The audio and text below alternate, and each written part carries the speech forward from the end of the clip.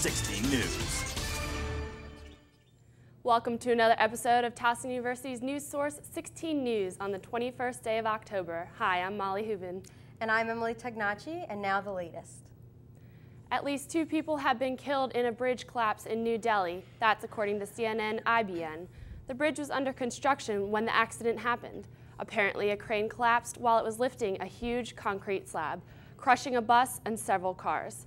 At least 17 people were injured. The bridge is part of New Delhi's metro rail system. Colombian Indians have been protesting in southwest Colombia for more than a week. They're fighting for land right, and an end to free market economic policies they say leave them impoverished. Indian leaders say almost 100 Indians have been injured in violent clashes with security forces, and at least 2 protesters have died. Carl Penhall has the story. The leaders of Canada, France, and the European Commission came together in Canada to discuss the recent turmoil in the world's financial markets Saturday morning. Canadian Prime Minister Stephen Harper, French President Nicolas Sarkozy, and José Manuel Barroso are at Quebec City for the Summit of French-Speaking Nations, or La Francophonie. Harper says the meeting is aimed at exploring new ways to strengthen the economic relationship between Canada and Europe. The price of oil isn't the only thing sliding because of the global financial meltdown. The market for high-end wine appears to be slowing as well. Jim Bitterman shows us how top vintages no longer attract top dollar. The new British Defense Secretary John Hutton met with Iraq Prime Minister Nouri al-Maliki during a surprise one-day visit to Iraq on Sunday. It is still unknown what he discussed with al-Maliki. Al-Maliki told Times of London that the 4,000 British troops in southern Iraq are no longer needed to provide security, but will still need a few troops to train Iraq's security forces.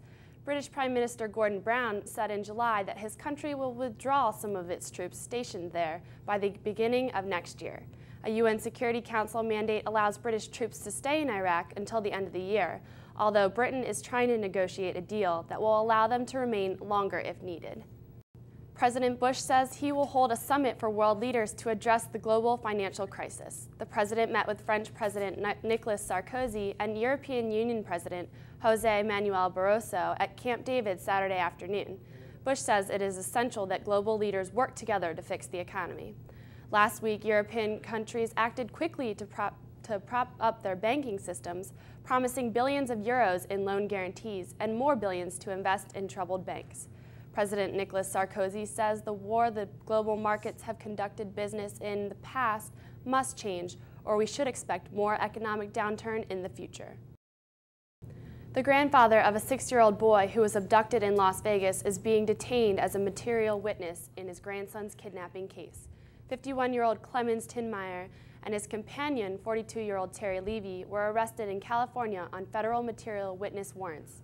The 2 appeared in a federal court in Riverside, California yesterday afternoon. They face questioning in connections with the Tinmeyer grandson abduction. Cole Puffenberger was missing for 3 days before he was found in Las Vegas and returned to his mother's custody. Police believe the boy was kidnapped by drug dealers attempting to recover lost money and property. They are focusing on any link between Tinmeyer and a Mexican drug cartel. A power outage at Ralph Wilson Stadium in New York caused a delay at Sunday's San Diego-Buffalo game. For at least 5 minutes, the players' playing clock was out of order as crews worked to remove 3 helium balloons from power lines. Emergency officials say an electrical breaker blew and had to be fixed. Once the power was restored, the Buffalo Bills went on to beat the San Diego Chargers 23-14. Voters head to the polls in just 2 weeks, and both presidential candidates are busy on the campaign trail to make a final push. Barack Obama is starting the week off strong, and John McCain continues to hammer home his message. Sandra Endo is in Washington with more. NASA has started moving the space shuttle Atlantis off the launch pad. Its mission to the Hubble Space Telescope was postponed until February. That's after a problem with the telescope turned out to be bigger than initially thought.